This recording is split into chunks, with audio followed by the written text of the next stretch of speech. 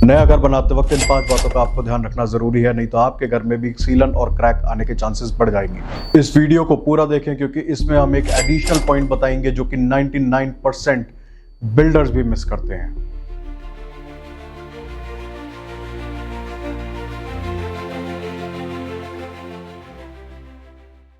Point number 1, weak shuttering.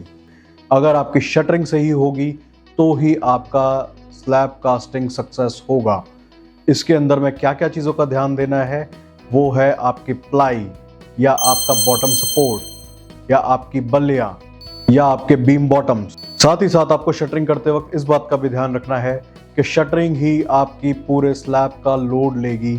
अगर उसमें support ठीक से नहीं है तो आपकी शटरिंग फेल हो सकती है, आपकी स्लैब कास्टिंग में परेशानी आ सकती है, छत गिर भी सकती है। ये हज़ार्ड का एक बहुत मेजर पॉइंट बनता है जहाँ पे थोड़ा सा ध्यान ना देने की वजह से भी एक्सीडेंट होने के चांसेस बढ़ जाते हैं। इसलिए शटरिंग करने के लिए जो जो पॉइंट्स हमने आपको बताए हैं उनका ध्यान रखें। पॉइंट नंबर 2, आपका स्टील रिइंफोर्समेंट। हमारे देश में एक बहुत बड़ी गलतफहमी है। लोगों को लगता है कि उन्होंने एक घर बनते हुए देखा तो अब वो घर बनाना भी जान गए हैं। ये एक बहुत बड़ा इशू है जिसको एड्रेस करना बहुत ज़रूरी है। अगर आप भी अपना घर बना रहे हैं तो सबसे ज़्यादा ज़रूरी है कि आप एक अच्छे आर्किटेक्ट को हायर करें, अच्छे स्ट्रक्चर इंजीनियर को हायर करें। आप एक अच्छे स्ट्रक्चर इंजीनियर का रिकमेंडेशन आप अपने आर्किटेक्ट से भी ले सकते हैं एंड मेक श्योर कि आपके आर्किटेक्ट भी किसी स्ट्रक्चर इंजीनियर की हेल्प ज़रूर लें जिसमें आपको एक अच्छे स्टील रिइंफोर्समेंट की प्रॉपर ड्राइंग्स मिले। जिसका मतलब ये है कि हम ज़्यादा से ज़्यादा स्टील लगाएंगे और हमारी छत ज़्यादा से ज़्यादा मजबूत बनेगी। ये एक मिथ है, ये गलत है। इसकी वजह से आप अपनी छत को और ज़्यादा कमज़ोर बना देंगे। इसलिए स्टील रिइंफोर्समेंट का डिज़ाइन हमेशा अपने आर्किटेक्ट या स्ट्रक्चर इंजीनियर से ही लें। पॉइंट नंबर 3, आपका मिक्सचर रेशो। इसका मतलब ये है कि जो आप डस्ट, एग्रीगेट, सीमेंट का मिक्सचर यूज़ करते हैं आरसीसी बनाने के लिए, वो किस रेशो में होना चाहिए। इसका प्राइमरी आपको रिकमेंडेशन अपने आर्किटेक्ट से ही लेना है क्योंकि उन्हें अच्छी लोड की जानकारी है, उन्हें पता है कि आपको क्या थिकनेस रिकमेंड करनी है और उन्हें ये भी पता है कि आपको क्या रेशो में मिक्सचर यूज़ करना है। अगर आप ऐसा नहीं करते हैं तो आपकी छत कमज़ोर भी रह सकती है। ध्यान रखिएगा, ज़्यादा सीमेंट डालना भी खतरनाक होता है, ज़्यादा रोड़ी डालना भी गलत होता है और ज़्यादा डस्ट डालना भी गलत होता है और ज़्यादा पानी डालेंगे तो छत वैसे ही गिर जाएगी। पॉइंट नंबर 4, आपकी स्लैब की थिकनेस। स्लैब की थिकनेस आपको बहुत ज़्यादा ध्यान रखनी है क्योंकि अगर स्लैब की थिकनेस गलत होती है तो आपको स्लैब में वाइब्रेशन महसूस हो सकता है।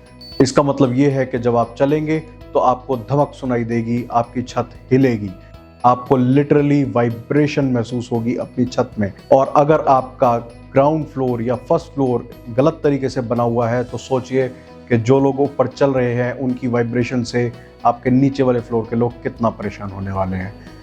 इसका सही सॉल्यूशन ये है कि पहला तो आप अपनी स्लैब की थिकनेस अपने आर्किटेक्ट से सलाह करके बनवाइए।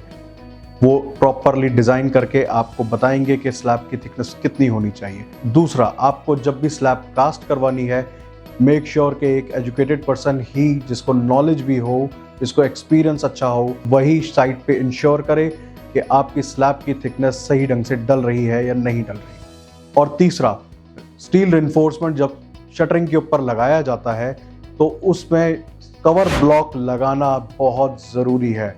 अगर आप कवर ब्लॉक ठीक से नहीं लगाते हैं तो स्टील रिइंफोर्समेंट के बॉटम साइड में ठीक ढंग से आरसीसी, आपका कंक्रीट ठीक से नहीं जाएगा, जिसकी वजह से आपको गैप्स दिखेंगे, जिसकी वजह से आपकी छत में से पानी लीक होगा और मेजर क्रैक्स आने के चांसेस बढ़ जाएंगे, हनीकॉम्ब स्ट्रक्चर दिखेगा।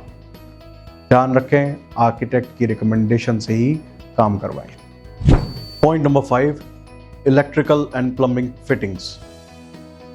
एक बहुत सिंपल सी चीज़ हमें लगती है जब हम स्लैब कास्टिंग करते हैं तो हमें लगता है कि हमारा इलेक्ट्रीशियन आएगा, कुछ फैन बॉक्स लगाएगा, कुछ पाइप्स डालेगा और हमारा काम खत्म हो जाएगा।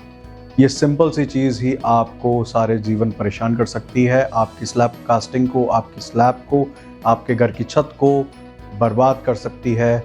इस बात को ध्यान रखिएगा। हमें करना क्या है, बहुत सिंपल सी चीज़ है। हमें अपने आर्किटेक्ट से इलेक्ट्रिकल और प्लम्बिंग की ड्राइंग्स मांगनी है। जब वो ड्राइंग्स आपको मिलें तो आप अपने इलेक्ट्रीशियन को वो ड्राइंग्स दें, और इस बात को भी ध्यान रखें कि आपके इलेक्ट्रीशियन और आपके प्लम्बर ठीक ढंग से उन ड्राइंग्स को पढ़ पा रहे हैं, समझ पा रहे हैं। 99% लोकल इलेक्ट्रीशियंस और प्लम्बर्स ड्राइंग्स पढ़ना नहीं जानते। थोड़ा बहुत किसी के साथ रह के सीख भी जाते हैं, बट वो पूरी तरीके से नहीं समझ पाते हैं। इसलिए अपने घर की छत का खुद ध्यान रखें।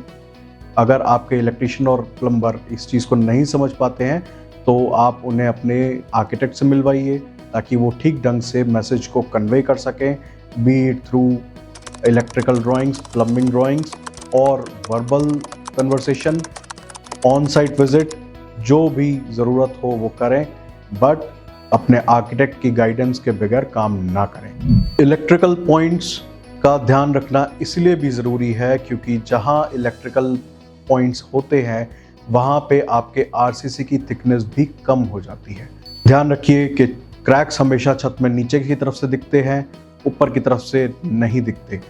यूजुअली आप ऊपर की तरफ कोई ना कोई फ्लोरिंग करवा देते हैं, जिसकी वजह से अगर क्रैक डेवलप भी हो रहा होगा तो वो दिखना बंद हो जाता है। अगर नीचे से क्रैक दिख भी रहा है तो भी आपको पैनिक नहीं करना है, उसके भी एप्रोप्रिएट सॉल्यूशंस होते हैं। बेटर ये रहेगा कि आप अपने आर्किटेक्ट से बात करें। क्योंकि ये वीडियो शॉर्ट है इसलिए हम बहुत ज़्यादा डिटेल में नहीं जा सकते, बट आप अपने आर्किटेक्ट से इस बारे में सलाह कर सकते हैं। अगर आप किसी आर्किटेक्ट को नहीं जानते हैं तो आप हमें शाहवालिया आर्किटेक्ट को कॉन्टैक्ट कर सकते हैं। इसके लिए आप हमारी वेबसाइट पे भी विजिट कर सकते हैं, दैट इज़ shahwaliaarchitect.com। लिंक आपको डिस्क्रिप्शन में भी मिलेगा। आप हमें कॉल भी कर सकते हैं, हमारा नंबर भी डिस्क्रिप्शन में और स्क्रीन पे दोनों पे अवेलेबल है। अब आता है एक एडिशनल पॉइंट जो इन 5 मेजर पॉइंट्स से अलग है। ये पॉइंट आपको बहुत ध्यान से सुनना है।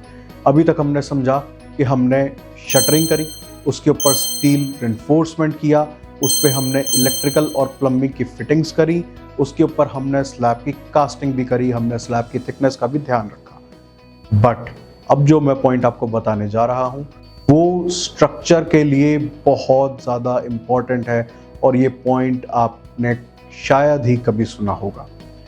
That is water level of shuttering. आप में से काफ़ी लोग सोच रहे होंगे कि शटरिंग का वाटर लेवल कैसे हो सकता है। मैं समझाता हूँ। ये बहुत ही इंपॉर्टेंट चीज़ है, इसको बहुत ही ध्यान से समझिएगा। एक सिंपल सा एग्जांपल ये है कि आपकी नई छत पे अगर बारिश होती है तो क्या वो पानी अपने आप ड्रेन आउट होगा या नहीं होगा। अगर नहीं होगा तो अगेन आपके घर में सीपेज आएगी, वो सीपेज धीरे धीरे क्रैक्स में बदलेगी और आप केवल पानी ही इकट्ठा करते रह जाएंगे। इस बात का ध्यान रखें कि शटरिंग का वाटर लेवल अच्छा होना चाहिए, सही होना चाहिए। इस चीज़ को डिटेल में समझने के लिए एक अलग वीडियो में बात करेंगे, बट अभी के लिए आप बस इतना समझिए कि शटरिंग का वाटर लेवल ठीक ढंग से होना भी बहुत ज़रूरी है। अगर आपको सही चीज़ का एक्सपीरियंस नहीं है, अगर आपको सही नॉलेज नहीं है तो घर बनाना बहुत महंगा पड़ सकता है, वैसे भी घर बनाना सस्ता नहीं है। तो ये थे वो 5 पॉइंट्स प्लस एक बोनस पॉइंट जिसको आपको ध्यान रखना है ताकि आपको अपने घर के क्रैक्स और सीलन को ना फेस करना पड़े। Thank you. मैं हूं आर्किटेक्ट वेंकटेश शाहवालिया। आप देख रहे थे शाहवालिया आर्किटेक्ट का यूट्यूब चैनल। अगर आपको हमारी बनाई हुई वीडियो अच्छी लगे तो आप लाइक, शेयर, कमेंट और सब्सक्राइब कर सकते हैं। Thank you.